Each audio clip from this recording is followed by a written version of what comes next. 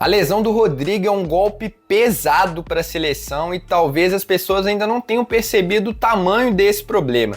No vídeo de hoje eu quero falar sobre quem pode substituí-lo, se é que tem alguém, e por que o Rodrigo faria diferença na Copa do Mundo. Eu imagino que a maioria já sabe, mas caso não, o Rodrigo sofreu uma grave lesão no joelho direito, um LCA e vai ficar fora praticamente o restante do ano, sem chance nenhuma de recuperação. E nesse vídeo eu também quero aproveitar para desejar força. É um cara que merece muito disputar uma Copa do Mundo de novo, que foi o vilão da última com o pênalti perdido lá contra a Croácia, mas é talentosíssimo e eu tenho certeza que ele, mantendo foco e trabalhando, ele vai chegar na próxima Copa do Mundo. Tem somente 25 anos, é novo, então tranquilamente ele consegue disputar pelo menos mais uma Copa do Mundo. Mas falando de campo e bola agora, o Rodrigo, claro, ele não vivia a melhor fase dele pelo Real Madrid.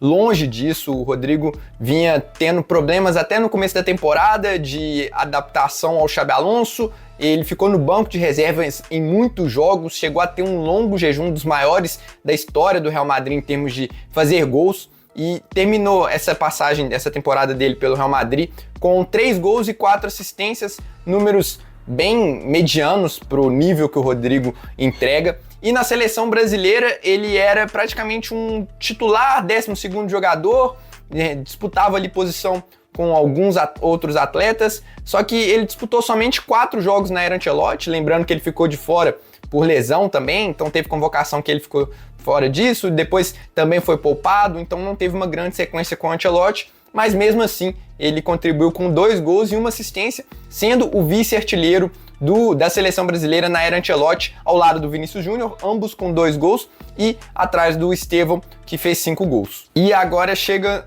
a importância do Rodrigo para a seleção brasileira. Primeiro falar sobre a relação dele com o Ancelotti.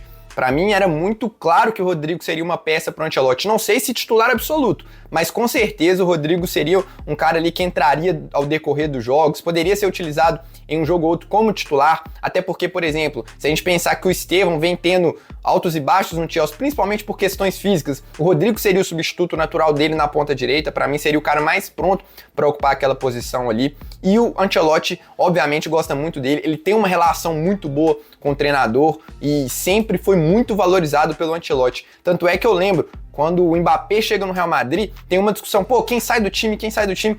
Ele fala assim, olha, eu vejo muita gente falando que o Rodrigo vai sair do time, se tem um cara que não vai sair do time, é o Rodrigo. E isso foi cumprido lá no Real Madrid, em toda a última temporada do Ancelotti, o Rodrigo foi titular absoluto do Real Madrid com o Ancelotti, teve excelentes números, então era um cara de confiança. E um lado também que poucas pessoas consideram sempre é bom ter mais opções. Nunca vai ser bom um jogador de alto nível, de um atacante do Real Madrid, ser lesionado. Claro que a gente tem opções, eu vou chegar lá ainda, mas eu quero falar também sobre a importância técnica primeiro e depois a tática do Rodrigo. Tecnicamente, vamos lá. Beleza, a galera vai falar, mas Samuel, mas o Rodrigo não estava jogando bem na seleção brasileira, nunca assumiu protagonismo. Verdade. Não discuto isso. O que a gente enxerga do Rodrigo, um potencial muito maior do que ele já realizou. Agora, falar que ele não estava jogando bem na seleção, quem jogou bem nos últimos anos, né? A gente fala a mesma coisa de todo mundo, cara. Vocês já repararam isso? Impressionante como que tem... O único que é aclamado pelo torcedor geral é o Neymar. É o Neymar que não joga na seleção faz 3 anos. 2 anos, né? 2024 que ele teve a grave lesão lá. Então, cara... É difícil a gente avaliar os caras na seleção quando todo o coletivo, ninguém funcionou, né? São pouquíssimos que a galera olha e fala, esse cara aqui entregou na seleção, vai falar, mas esse aqui não jogou bem, esse aqui não jogou bem. Claro, o ciclo todo bagunçado, sem técnico, cada hora um treinador, mudando a convocação o tempo inteiro, mudando o estilo de jogo. Fica difícil qualquer um render, mesmo os grandes jogadores como Vinícius Júnior, Rafinha, Rodrigo, e aí a gente pode citar vários outros aqui que não atingiram o potencial na seleção, daquilo que eles entregam no clube. Agora, o papel técnico que o Rodrigo entrega para a seleção, cara, eu acho que é uma característica que ele tem que é muito diferente dos outros atacantes, tá? Que é a questão de condução de bola, de drible curto, de associação, esses 3 aspectos técnicos. Primeiro, porque quando a gente vai analisar o jogo do Rafinha, do Vinícius Júnior, do Martinelli, do Luiz Henrique, até do Ryan, são caras que têm muita qualidade para driblar, isso não tô falando do drible em si, mas são dribles diferentes. são dribles muito mais de pontas, de fato, de dar o tapa e sair na frente, de muita velocidade. O Rodrigo não. O Rodrigo, o drible dele é de um drible mais curto, um espaço curto. Então, ele se dá muito melhor por dentro quando está cercado por dois marcadores. Ele tem o drible com o Neymar, obviamente em patamares totalmente diferentes, mas só para vocês entenderem o que eu tô querendo dizer. Aquele drible de sair em espaço curto que o Neymar tem, acho que o Rodrigo é o cara que mais se aproxima nesse sentido hoje, na seleção, de jogar por dentro, de ser um cara que consegue ser um pouquinho mais associativo, porque o Vinícius, o Rafinha, esses pontas todos, eles são muito verticais, e o Rodrigo não. Ele consegue ser esse camisa 10, não tô falando da camisa em si, mas da função. Desses pontas, o Rafinha também pode fazer isso, mas o Rodrigo, ele consegue exercer essa função se aproximando mais dos volantes. O Rafinha seria muito mais um camisa 10 de profundidade, que ataca o espaço, enquanto o Rodrigo não, ele conseguiria chegar nos volantes, ele consegue ter um pouco mais de cadência no jogo, que às vezes falta um pouco para a seleção brasileira, e o Rodrigo seria importante nesse sentido. Então, tecnicamente, por mais que não seja um protagonista da seleção, e nem seria na Copa do Mundo, eu acho que você não ter a opção de colocar o Rodrigo é muito ruim. E taticamente, você também perde uma opção muito boa. Por quê? Porque em um jogador só você tinha um ponta direita, um ponta esquerda, um meia e um falso 9. Pensando no esquema tático do Ancelotti, que é o 4-4-2 ou 4-2-4, como vocês quiserem, o Rodrigo seria o cara que poderia atuar nas 4 funções. Então isso poderia fazer com que o Ancelotti abrisse mão de convocar mais um ponta ou um atacante a mais, para convocar talvez um meio-campista, porque, não, mas se o Vinícius Júnior não puder jogar, eu tenho o Rodrigo. Se o Estevão não puder jogar, eu tenho o Rodrigo. Se o fulano não puder jogar... E agora a gente não tem mais isso. Nenhum ponta, talvez o Rafinha mas o Rafinha não poderia ser esse falso 9, eu acho. O Rafinha acho que pode jogar ali nas 3, na direita, no meio, na esquerda. O restante não. O Vini é à esquerda, na direita não vai bem, o Martinelli é a mesma coisa, o Luiz Henrique, Antony, Estevão mais pela direita, apesar que o Estevão pode ser um camisa 10 ali, o Ryan também, vou chegar nas opções daqui a pouquinho. Mas essa questão tática também me incomoda, essa perda que o Rodrigo tem para a seleção brasileira. E antes de falar nas opções, se você está curtindo esse vídeo, deixa o like, é muito importante para o crescimento aqui do Seleção com Samuel. A gente está numa batida legal aí, chegando Copa do Mundo, vai ter muito conteúdo legal para vocês. E se você é novo por aqui, se inscreva para receber mais conteúdo sobre a seleção brasileira. Não esqueça aí de ipar também, que ajuda muito esse vídeo a chegar para mais pessoas. Vamos falar das opções então, vamos lá.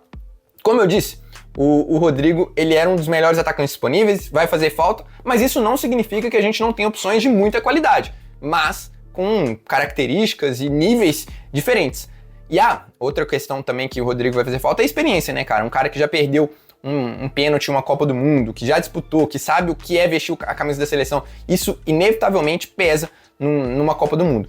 Mas no time titular, primeiro, ele não era considerado um titular absoluto.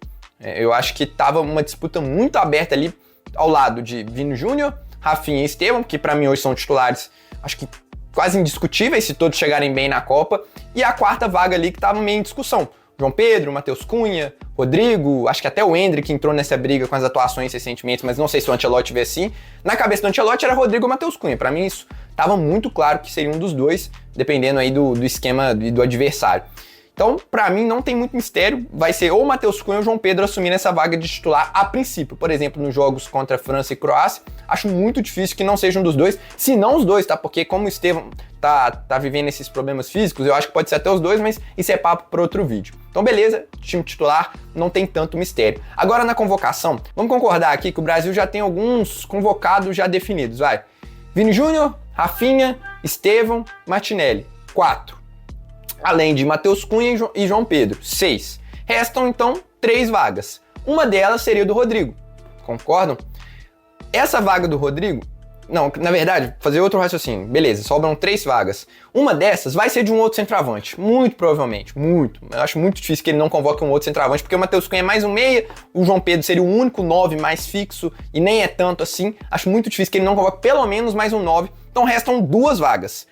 Eu imagino que essas 2 vagas vão ser distribuídas em mais um centroavante, ou então talvez um meio-campista a mais, um ponta, mas eu acho que vai ser um centroavante e um ponta. E esse ponta vai ser a posição deixada pelo Rodrigo.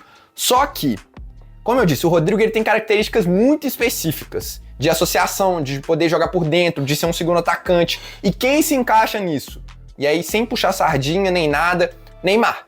Eu acho, e aí não é uma opinião, tá? Eu acho que quem ganha força com essa lesão do Rodrigo é o Neymar, por questão de característica, de poder jogar por dentro, de ser um camisa 10, de ser tecnicamente muito acima.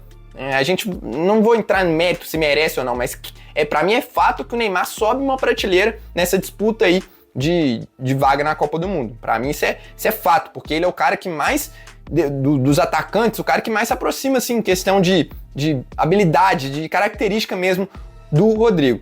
Só que também existe a possibilidade de outro ponta-direita, porque a gente vai ter somente, nesses 6 aqui que eu falei, somente 2 caras que podem jogar pela direita, o Rafinha e o Estevão. Talvez o Endrick, se for convocado, sendo um cara que pode jogar ali como um falso ponta-direita. Então, a gente entra nessa briga aqui. O Luiz Henrique, que para muita gente está confirmado, eu não vejo assim. Acho que ainda tem disputa. Até o Martinelli, não sei se está tanto, mas pelo que a gente já escutou falar, o Martinelli é um cara que está muito próximo de ser convocado. O Ancelotti gosta muito dele. Luiz Henrique, o Antony, que está jogando muito no Real Betis. Só que eu não sei até que ponto o Ancelotti gosta dele. Eu não sei até que ponto a lesão, ele tá jogando com dores no pubis, se não me engano. E eu não sei até que ponto isso vai pesar para a comissão técnica convocar um jogador que talvez não esteja 100% fisicamente, apesar disso não estar impactando ele dentro de campo. E um outro cara que vem ganhando força nessa ponta direita é o Ryan. Então, para mim, essa disputa tá entre esses 4 nomes. Porque, como eu disse, eu acho que esse 7º nome, esse 8º nome dos convocados, essas 3 vagas vão ser distribuídas entre 2 centroavantes e um ponta. Eu imagino que seja isso, que o Ancelotti vem fazendo isso. Pode ser que ele decida por não convocar mais um centroavante, e aí convoca um meio-campista e tal, mas para mim a discussão nessa vaga que o Rodrigo tá deixando tem Neymar, Antony, Luiz Henrique e Ryan.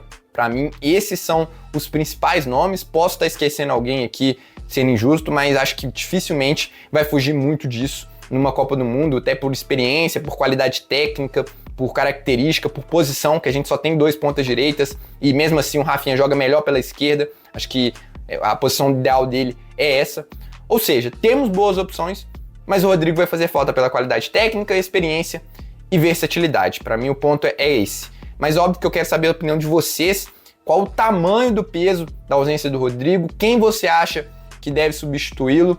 E se vocês gostaram desse vídeo, fica a sugestão também desse outro vídeo aqui em que eu falo sobre os 4 titulares do que o Brasil não pode perder de jeito nenhum. Esses realmente são muito difíceis de substituir. Ou então desses 5 jovens aqui que podem estrear na seleção em 2026. Eu vou nessa, um abraço e até a próxima.